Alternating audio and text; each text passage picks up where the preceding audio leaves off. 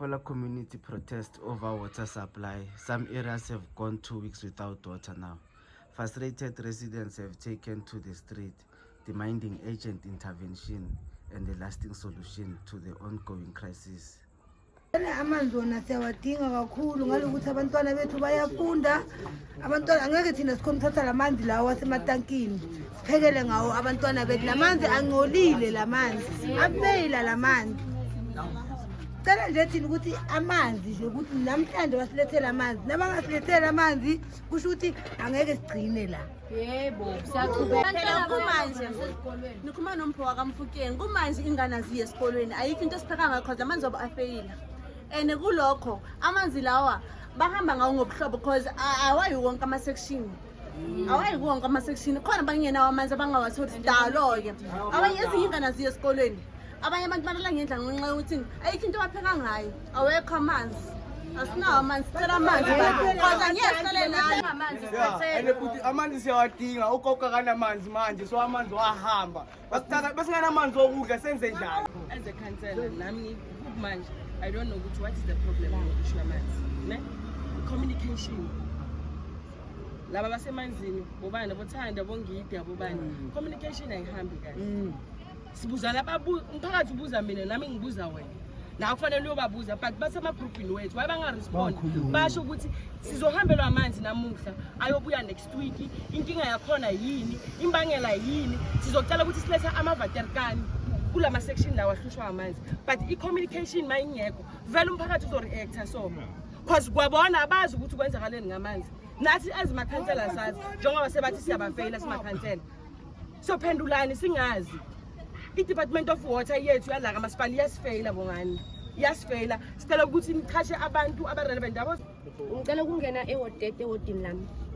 When you guys say asinayi communication, sinayi communication ewodini, size group. Usisithandi uhleza akhuluma lapha even noma asenda ama message on the latest umele ngikhulume ngicela on the latest stage but okusalayo i-information ithi ewodini iyafika. Manithi anginaki, I don't understand ukuthi aninaki kanjani ngoba egroup ngeke uyophendula into nje ukhansela ceda uyichaza ngokuthi angeke uphendule into ekungasiyiyo ngoba uzathi kusasa amanzi ayabuya angabuyi nakhona kuyoblame abantu wena khansela futhi. So guys singakhulumi izinto ezingekho ngoba ngifuna mhlawumbe ukuthi umuntu akubone ukuthi you can talk. Ngiyacela communication we do have ewodini. No khansela should now una solution yamanzi.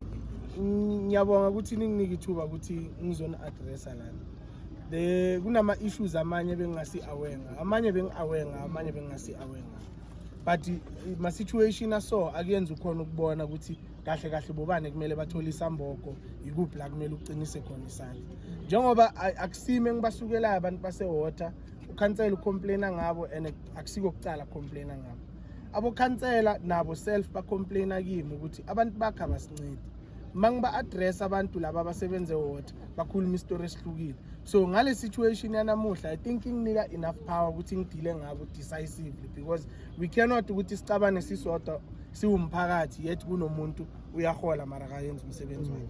Issue of communication ngilungisile khansela nabo sisithandi ukuthi abangatsheli mina bakhona musikula ama WhatsApp group we service delivery ku community uhlala ubona mangibaphendula ukuthi umphakathi uyabuza kudlula imini yonke akekho noyiwani ophendulayo but nikhona la groupini niyafunda ama message. So i-communication must be prompt. Umphakathi mawubuza ama question abaphendule egroupini. Okwesithu ngibhlungu kakhulu ngendaba yamanzi afeyila because mina I'm saying it now ukuthi umasipala lama water bowers abasenzela ama favor siyababhadala and we pay them i-contract mayithi potable water. Lo potable umele ukuthi amanzi aphuzekayo. I-water bowers ayingeni la ibhala ukuthi construction water ukuthi manzi okuflasha nani bonke bayazi ukuthi it's potable water. So ukuthi amanzi bawakhanda into ekumele basiphendule ngayo because I cannot speak njengomuntu okungasiwa la iPholo. I must speak njengomuntu wala iPholo understand ama frustrations omphakathi. Lama water bowers akhansela sesizowa monitor and i-water bowers ayikwazi ukuthi ngo10 khani iphume with bank. At least makushaya 7 abantwana ekseni kumele baye esikolweni, abantu kumele baye emsebenzini.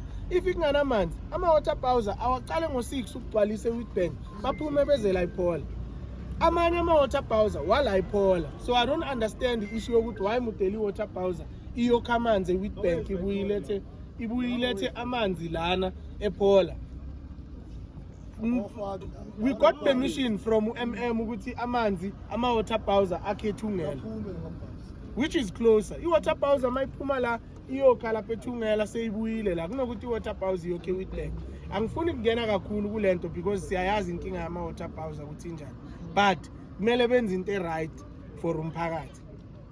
I-water bowser mayingena yena lo driver kumele akhe lapha awaphuze la manzi sibone ukuthi yena uzokhona ukuwaphuza la, because you cannot give abantu amanzi adoti and expect them ukuthi bawaphuze. Siya understand asiza ukuflasha nani nani, but i-contract yakamasipala ithi it's potable water, and by potable it means amanzi aphuzekayo. So uma baletha amanzi angaphuzeki, MMC ngicela ungincede sibize u-MMC wase-technical abize wonke lama contractor basi-explainele. Ngizwile la sekuseni issue yamanzi afeyila ukuthi baletha amanzi afeyila abantu abakhona ukwaphuza. Uchazile usisi omunye la ukuthi kune heat wave abantu kumele baphuza amanzi, and thina as umasipala we are obligated by constitution ukuthi silethele abantu amanzi. So uma singawalethi vele I'm putting my head on the block ukuthi si violate ama rights wani umphakathi ngokungabanika amanzi aphuzekayo. Le enye issue eyani ukuthi yini inkinga yamanzi inkinga yamanzini. Well leyo ngiyayazi ukuthi amanzi ngapha siwathathe eGlencoe amanye siwathathe eEskom. So uma iGlencoe eEskom ithi masipala sifuna ukumaintain iplant yethu sizovala amanzi, angeke siyilwise, mara loyo mlayezo kumele senze sure ukuthi ufika on time emphakathini ukuthi abantu baziprepare bakhona ukukha amanzi. We cannot isivala amanzi bese siyathula sithi du njengomasipala silinde ukuthi umphakathi ukwati uzushisa amatayera before siba address ukuthi kwenzakaleni ngeissue yamanzi. So nalapho si wrong as umasipala, into wrong. I'm going to call a spade, into wrong. But lokho ngizoku addressa ne team yami.